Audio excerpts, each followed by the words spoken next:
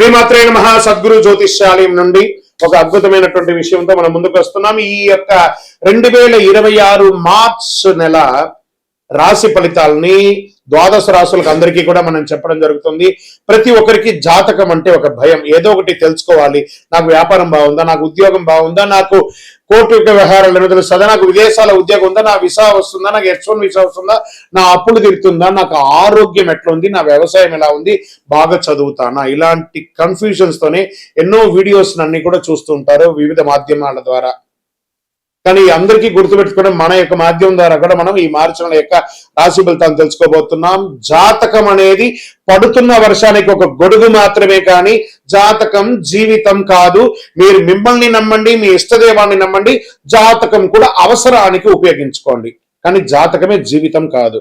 జ్యోతిశాస్త్రరీత్యా ద్వాదశ రాశుల్లో 2వ రాశి అయినటువంటి వృషభ రాశి మిత్రులారా, మీకు 2026 మార్చ్ ఎలా ఉంటాయి రాశి ఫలితాలు అంటే, వృషభ రాశి మార్చి గ్రహస్థితి మీ జీవితం ఎందుకు మలుపు తిరుగుతుంది అనేది వెళ్తాం చూడండి. గురు భగవానుడు జన్మరాశి 1వ స్థానంలోను, శని 11వ స్థానంలో లాభస్థానంలో, రాహు 10వ స్థానంలో ఉద్యోగ ఖ్యాతిలో, కేతు 4వ స్థానంలో ఇల్లు మనశ్శాంతిలోను, కేతు మన కుజుడు 2వ స్థానం ధనము మాటలోను, సూర్య భగవానుడు మరియు బుధ భగవానుడు 11 మరియు 12లో మార్పు చెందుతున్నారు. శుక్ర భగవానుడు 10వ స్థానంలో ప్రభావం చూపిస్తున్నారు. ఇది సాధారణ నెల కాదు, దేవుడు మీకు ఒక పరీక్ష, ఒక అవకాశం రెండు ఇస్తున్నాడు. చాలా అద్భుతమైనటువంటి నెలగా చెప్పవచ్చు. ఫస్ట్ మనము ప్రైవేట్ ఉద్యోగులు తీసుకుంటాం. రాహు 10వ స్థానంలో ఆకస్మిక మార్పులు. ఇంకా కొంచెం చెప్పాలంటే కొంతమందికి ఉద్యోగంలో ఇబ్బందులు కూడా వచ్చే అవకాశాలు ఉన్నాయి. ప్రిపేర్ అవ్వండి, ప్రిపేర్ అవ్వడంలో తప్పలేదు. మార్చి 15 తర్వాత ఇంటర్వ్యూలకి మంచి సమయం, ఉగాది తర్వాత అని చెప్పండి. ఏమైనా వచ్చినా కూడా చాలా అద్భుతంగా ఉంటుంది. కొత్త కంపెనీలో ఆఫర్ వచ్చే అవకాశం ఉంటుంది. అక్కడ బాగా స్ట్రాంగ్ అయిన తర్వాత ఈ ఉద్యోగాన్ని వదలండి, అయితే అది లేక ఇది లేక ఇబ్బంది పడతారు. ఇంకా విదేశాల్లో H1B రాలేదండి, నాకు మేము ఏం చేయాలి, మాకు పిక్ కాలేదు, మేము ఎలా ఉండాలి అని అనుకున్న వాళ్ళకి అందరికీ కూడా వెయిట్, ఇమీడియట్ గా వచ్చేయకండి. అక్కడ ఏదో తిప్పలు పడి కొంచెం సాధించండి, ఒక 1 year వెయిట్ చేయండి. ఇక్కడికి వస్తే ఇంకా మోసంగా ఉంది. కాబట్టి ఉన్న స్థలంలోనే ఉండండి, ఇంకా వెయిట్ చేయండి, భగవంతుని నమ్మండి. తప్పకుండా మీకు మంచి రోజులు రాబోతున్నాయి. వృషభ రాశి మిత్రులారా, మీరు సాధించడానికి కోసమే పుట్టారు. ఇంకా ప్రభుత్వ ఉద్యోగానికి వచ్చేటప్పటికి పై అధికారుల నుంచి కాస్త ప్రశంసలు పొందే అవకాశాలు ఉన్నాయి. మీరు చేసిన ఒక గొప్ప పనికి వాళ్ళు ప్రశంసించే అవకాశాలు ఉన్నాయి. పదోన్నతి యోగం ఉంది. పాత ఫైల్ ఒకటి అకస్మాత్తుగా ముందుకు వస్తుంది. ఆహా, ఇది ఎన్నో రోజులుగా మిస్ అయిపోయానే, ఇది ఇప్పుడు దొరికిందే అని ఒక అద్భుతమైనటువంటి భావన తీసుకుంటారు. చాలా అధికమైనటువంటి ఆత్మవిశ్వాసం వల్ల సమస్యలు వచ్చే అవకాశం ఉంటుంది. ప్రభుత్వ ఉద్యోగులు మీకు ఒక చిన్న సున్నితమైనటువంటి వార్నింగ్ అని చెప్పొచ్చు. అసాంఘిక కార్యక్రమాలకి పాల్పడకండి, మీ ఉద్యోగం కూడా మీరు కోల్పోయే అవకాశాలు ఉంటాయి, జాగ్రత్త. ఇంకా వ్యాపారంలో చేసే వాళ్ళకి, అన్ని రకాల వ్యాపారాలకి శని 11వ స్థానంలో ఉండడం వల్ల లాభం ఉంటుంది. కానీ కుజుడు 2వ స్థానంలో ఉండడం వల్ల మాటల వల్ల కస్టమర్స్ బాధపడే అవకాశాలు ఉంటాయి. కాస్త ఆచితూచి మాట్లాడండి. వచ్చిన కస్టమర్స్ అందరూ దేవుడికి సమానం కాబట్టి వారికి నమస్కార ధోరణితో పిలిచి అద్భుతంగా వాళ్ళకి ఏం కావాలో అది ఇవ్వండి. మీరు ఇన్ఫ్లుయెన్స్ చేసి వాళ్ళ దగ్గర అమ్మకండి. ఇంకా రియల్ ఎస్టేట్ పాత స్థలాల అమ్మకం జరగవచ్చు, లావాదేవీలన్నీ అవ్వచ్చు. పోస్ట్ మార్చ్ తర్వాత, ఉగాది తర్వాత కొనుగోలు చక్కగా అయ్యే అవకాశాలు ఉన్నాయి. ఇంకా ఫ్యాక్టరీ ఇండస్ట్రీస్ మెయింటైన్ చేసే వాళ్ళు యంత్రాలకి కాస్త ఓవరాయిల్ చేయడము, ఈ మరమ్మతులన్నీ కూడా చేయడము, లేదా విదేశాల నుంచి మంచి మిషనరీస్ దింపడం అంతా కూడా ఏప్రిల్ తర్వాత మీకు చాలా బాగుంటుందని కూడా చెప్పచ్చు. ఇంకా ఈ ల్యాండ్స్, లోన్స్, తర్వాత చిట్ ఫండ్స్ అవన్నీ వెళ్తున్నారు చూసారా. మీరందరూ కూడా ఒకసారికి 2 సారి డాక్యుమెంటేషన్ అంతా బాగా చదవండి, గోత్రు చేయండి. మీ అడ్వకేట్ దగ్గర, మీ లాయర్ దగ్గర అన్ని చూపించింది కరెక్ట్ గా ఉందా అని చూపించిన తర్వాత సంతకాలు పెట్టడం, కానీ తొందరపడి సంతకాలు పెట్టి అడ్వాన్స్ ఇచ్చి మోసపోకండి. ఇంకా షేర్ మార్కెట్ హఠాత్ లాభం, హఠాత్తుగా పడిపోవడం రెండు జరుగుతుంది కాబట్టి జాగ్రత్త.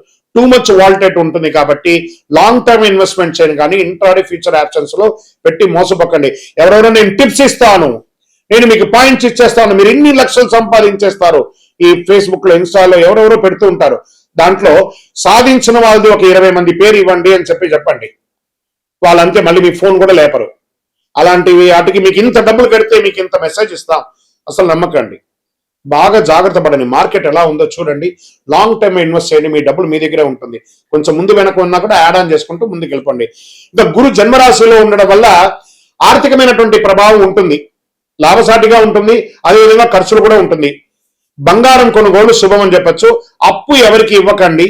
ఇచ్చేటప్పుడు తీసుకునేటప్పుడు ఎంత ఆనందంగా ఉంటుందో వాళ్ళు తిరిగి వాళ్ళ దగ్గర అడిగేటప్పుడు మిమ్మల్ని శత్రువుల కంటే ఎక్కువ హీనంగా చూస్తారు. కాబట్టి డబ్బులు ఇవ్వకండి. ఇంకా దంపతుల మధ్య కుటుంబంలో కేతు 4వ స్థానంలో ఉంటారు కాబట్టి అపార్థాలు, ఒకరి పట్ల ఒకరి ఈర్ష స్వభావం, ఈగో అని ఉంటుంది. భర్త దగ్గర, భర్త భార్య దగ్గర కాస్త సమరసం పాటించండి, ఎక్కువ చేయకండి. మార్చి మధ్యలో చిన్న చిన్న గొడవలు కూడా వచ్చే అవకాశం ఉంటాయి.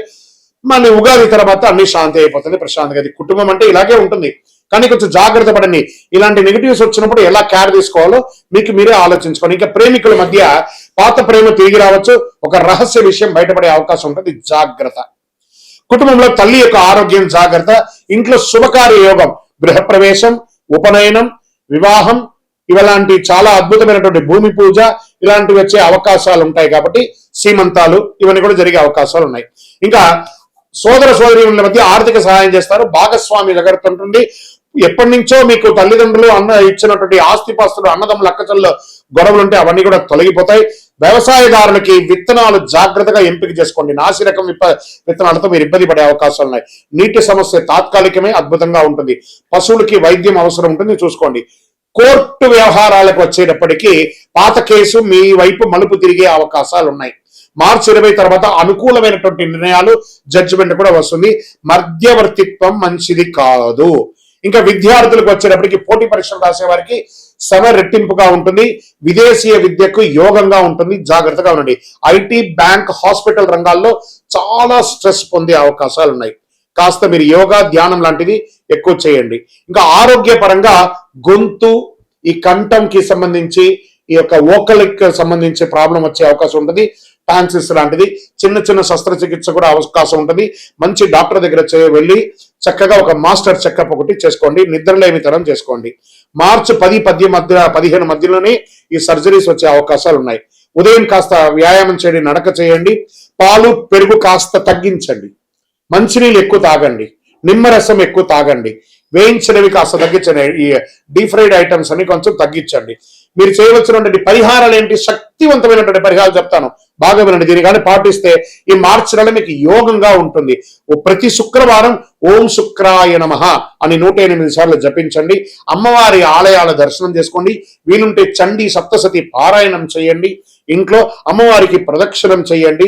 ఆ నిమ్మకాయ దీపం వెలిగించండి. స్త్రీ పురుషులు ఎవరైనా కూడా రాహుకాల సమయంలో తెల్లని పూలతో అమ్మవారికి అర్చన చేయండి. పేద బాలికలు ఉంటారు కదా, ఆడపిల్లలు ఉంటారు కదా, వాళ్ళకి వస్త్రం ఇవ్వండి, లేదా పుస్తకం ఇవ్వండి, పెన్సిల్ ఇవ్వండి, స్లేట్ ఇవ్వండి. పేదవాళ్ళకి చక్కగా చేయండి. నవగ్రహ ప్రదక్షిణం ప్రతిరోజు 19 ప్రదక్షిణాలు చేయండి. ఒక్క 5 నిమిషాలు మనం కేటాయిస్తే ఆ దేవాలయంలో పోయి 19 ప్రదక్షిణాలు చేయడం వల్ల కనెక్టివిటీ అనేది, నాకు టైం లేదండి, భగవంతుడికి కూడా టైం లేదండి. భగవంతుడి దగ్గర మనం అపాయింట్మెంట్ తీసుకోవాలి. కాబట్టి జాగ్రత్త. వృషభ రాశి మిత్రులారా, అదృష్ట సంఖ్య 6 మరియు 2. అదృష్ట రోజు శుక్రవారం. అదృష్ట రంగు తెలుపు మరియు లైట్ గ్రీన్ అని కూడా చెప్పొచ్చు. అదృష్ట దిక్కు ఈశాన్యం అని కూడా చెప్పొచ్చు. ఇక వృషభ రాశి వారికి మార్చ్ ఒక దివ్య మార్గదర్శనం అని చెప్పొచ్చు. మీరు గర్వాన్ని వదిలితే దేవుడు గౌరవం ఇస్తాడు మీకు. బాగుంది కదా. మీరు కోపాన్ని నియంత్రిస్తే ధనం లభిస్తుంది. ఇలా మీరు తీసుకునే ఒక నిర్ణయం మీ కుటుంబ భవిష్యత్తుని శాసిస్తుంది. నమ్మకం ఉంచండి, ధైర్యంగా ముందుకు పోయండి. శుక్ర కృప పొందండి. విజయోస్తు. ఇంకను ఇది గోచార ప్రకారం చెప్పాను కదా. మీ యొక్క వ్యక్తిగత జాతకం తెలుసుకోవాలనుకుంటున్నారంటే మీ పేరు, మీ డేట్ ఆఫ్ బర్త్, మీ టైమ్ ఆఫ్ బర్త్, మీ ప్లేస్ ఆఫ్ బర్త్ మా యొక్క స్క్రీన్ లో కనబడుతున్నటువంటి నంబర్కి వాట్సప్ చేయండి, కాల్ చేయకండి. మా అడ్మిన్స్ మీకు రిప్లై ఇస్తారు.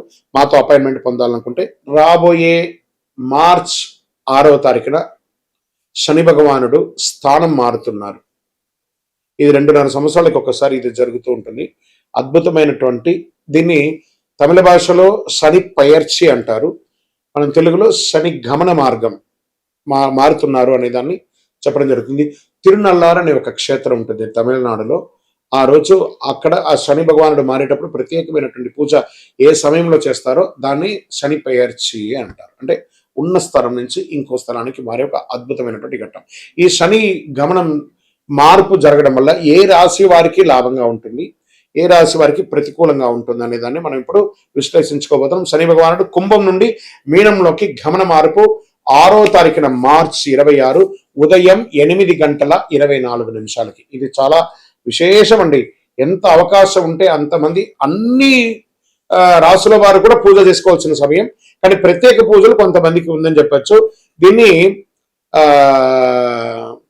ఏ రాశి వారికి ఆ శని భగవానుడు యోగాన్ని ఇస్తున్నాడు ఆ శని గమనంలో అని అంటే, శని లగ్నంలో ప్రవేశం జీవన దిశలో గంభీర మార్పు. ఎవరికి లగ్నంలో ఉంటాడో వాళ్ళకి ఇది ఉంటుంది. మీనరాశి వారికి చాలా ఉంటుందండి.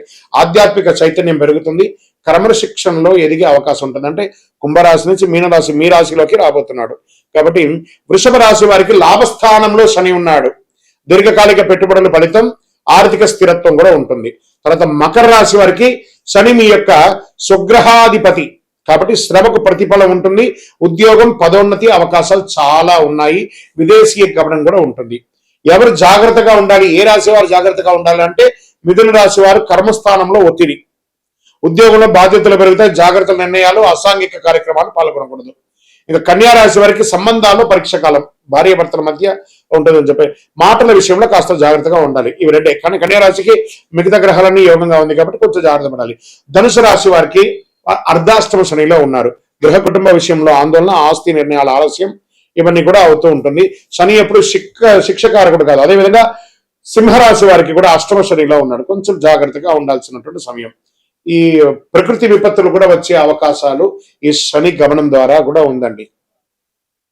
కొండ ప్రాంతాల్లో భారీ వర్షాలు, కొండ చర్యలు కింద పడడము, చిన్న చిన్న భూకంపాలు లాంటి రావడము, జల ప్రళయం అనేది కనబడుతుంది. తీర ప్రాంతాల్లో సముద్ర ప్రభావం ఎక్కువ ఉంటుందని కూడా చెప్పడం జరుగుతుంది. వరదల వల్ల వ్యవసాయానికి మిశ్రమ ఫలితం ఉంటుందని కూడా ఈ శని యొక్క మార్పు వల్ల ఉంటుందని కూడా చెప్పచ్చు. జలతత్వం శని గమనంలో ప్రకృతి శక్తులన్నీ కూడా అధికంగా ప్రేరేపింపబడతాయి కాబట్టి జాగ్రత్తగా ఉండాలి. శని భగవానుడు శత్రువు కాదు, మన కర్మ ప్రతిబింబమే శని భగవానుడు. కాబట్టి ఆ శని గమనాన్ని ఆ రోజు మార్చ్ 6వ తారీఖున ప్రతి ఒక్కళ్ళు దేవాలయానికి వెళ్ళి ఒక 19 ప్రదక్షిణాలు చేయండి. కాకధ్వజాయ విద్మహే ఖడ్గహస్తాయ ధీమహి తన్నః ప్రచోదయాత్ నీలాంజన సమాభాసం రవిపుత్రం యమాగ్రజం ఛాయామార్తాండ సంభూతం తన్నమామి శనైశ్వరం. ఈ యొక్క మంత్రాన్ని ఎప్పుడు కూడా మీరు పారాయణం చేస్తూ ఉండండి. చాలా అద్భుతమైనటువంటి ఫలితాలని పొందుతారు. ఇంకను మీ యొక్క వ్యక్తిగత జాతకం కోసం మా నంబర్ ఉంది చూసారా, ఆ నంబర్కి మీ యొక్క పేరు, date of birth, time of birth, place of birth చేసుకొని మా అపాయింట్మెంట్ కూడా మీరు ఫిక్స్ చేసుకొని మీ యొక్క వ్యక్తిగత జాతకం కూడా మీరు తెలుసుకోవచ్చు. మార్చ్ నెలలో ఉన్నటువంటి ముఖ్యమైనటువంటి రోజులు ఏమైనా ఉన్నాయా, విశేషమైనటువంటి పండగలు ఏమైనా ఉన్నాయా అంటే ఫస్ట్ మనము తీసుకుంటున్నాం. చాలా ముఖ్యమైనటువంటి ఈ మార్చ్ నెల చాలా విశేషమైనటువంటి రోజులు ఉన్నాయి. 6వ తారీఖున మార్చ్ శుక్రవారం శని భగవానుడు గమన మార్పు కుంభం నుండి మీనంలోకి వచ్చే ఒక అద్భుతమైనటువంటి రోజు ఉదయం 8:24 మార్చి 10 ఆమ్లకి ఏకాదశి. మార్చి 13 మరియు 14 2 రోజులు వచ్చింది హోలీ, హోలికా దహనం, హోలీ యొక్క పండుగ కామదహనం అనేది ఉంటుంది చూసారా, 13, 14 ఉంది. మార్చి 18 అమావాస్య, 19 నాడు ఉగాది, తెలుగు నూతన సంవత్సర ప్రారంభం, పంచాంగ శ్రవణం ఉంటుంది. మార్చి 25 శ్రీరామ నవమి, చాలా విశేషమైనటువంటి రోజు. తర్వాత end of the month last day నుంచి మొదలు పెడితే ఏప్రిల్ 1 వరకు అయ్యప్ప స్వామి వారి పుట్టినరోజు. ఇది చాలా విశేషమైనటువంటి మార్చిలో ఉన్నటువంటి పండగలు వాతావరణాన్ని కూడా ఇది మీరు షార్ట్ గాను వీడియో గాను ఎలాగైనా వేసుకోవచ్చు. Now coming to Ayyappa birthday గురించి చెప్పబోతున్నాను. రానున్న ఏప్రిల్ 1వ తారీఖున అయ్యప్ప స్వామి వారికి జన్మదినం. చాలా అద్భుతమైనటువంటి పూజలు ప్రతి దేవాలయంలోనూ, శబరిమలలో కూడా చాలా విశేషంగా పంబా ఆరాట్ అనే ఒక విశేషాన్ని చేస్తారు. ఏప్రిల్ 1వ తారీఖున జరగబోయే ఒక అద్భుతమైనటువంటి రోజు.